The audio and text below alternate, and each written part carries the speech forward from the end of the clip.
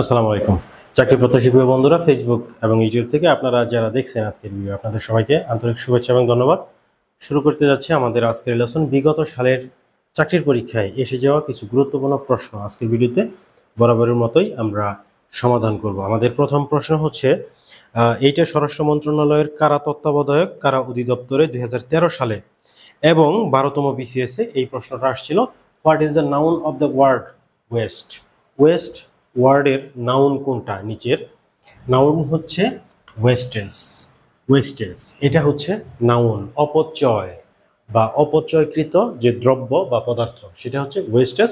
এবং ওয়েস্ট হচ্ছে ভার্ব হিসেবে ইউজ করা হয়েছে এখানে, কিন্তু ওয়েস্ট নিজেও কিন্তু একটা নাউনের কাজ করে। এবং আপনারা মনে রাখবেন, ওয়েস্ট ভার্ব, নাউন এবং অ্যাডজেক্টিভ এই তিনটা পার্টস অফ স্পিচের কাজ এই একটা মাত্র ওয়ার্ড করে। তো ওয়েস্ট নাউন, অপচয়, আবার ওয়েস্টেজ এটাও নাউন, এটার অর্থ হচ্ছে অপচয়কৃত দ্রব্য সামগ্রী বা যে পদার্থটা সেটা।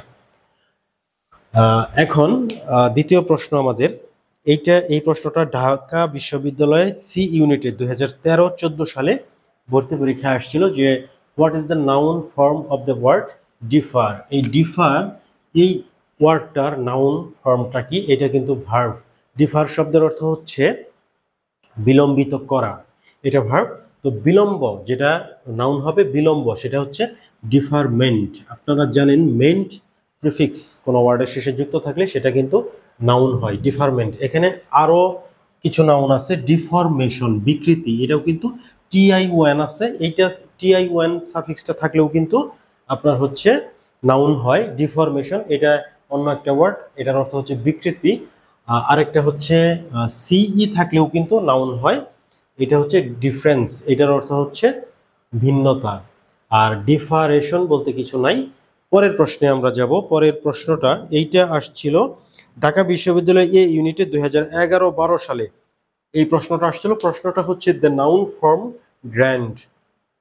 গ্র্যান্ড এটার নাউন হচ্ছে গ্র্যান্ডার, DEUR, এটা হচ্ছে নাউন, আর এটা কিন্তু একটা অ্যাডজেক্টিভ। 4 নম্বর প্রশ্ন, এইটা প্রশ্নটা আসছিল রাজশাহী বিশ্ববিদ্যালয়ে 2010-11 সালে প্রশ্নটা আসছিল what is the noun of the verb depart.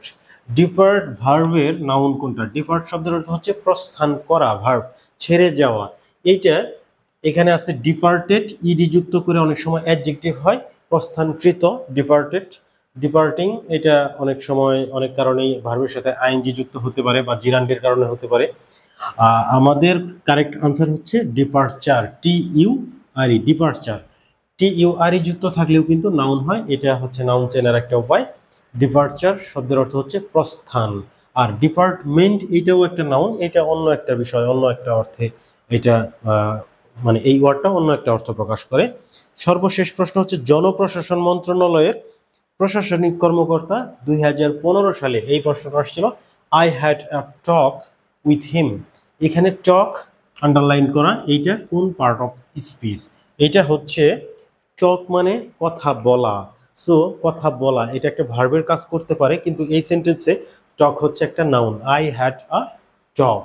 এখন টক কেন নাউন আপনারা মনে রাখবেন, আমি আগেও বলছি যে সামনে যদি আর্টিকেল থাকে এবং পিছনে যদি ভার্ব, অ্যাডভার্ব, প্রিপোজিশন, কনজাংশন এই চারটার যে কোনো একটা থাকে, তাহলে মাঝখানে যে একটা মাত্র ওয়ার্ড থাকবে সেই ওয়ার্ডটা অবশ্যই একটা নাউন হবে।